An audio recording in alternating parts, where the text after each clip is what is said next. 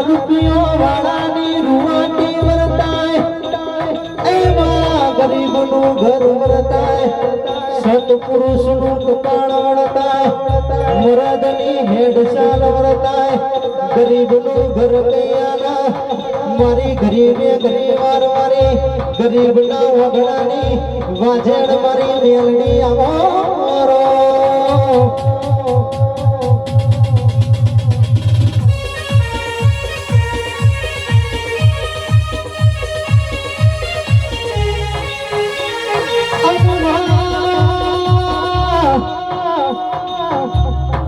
કહેવાય છે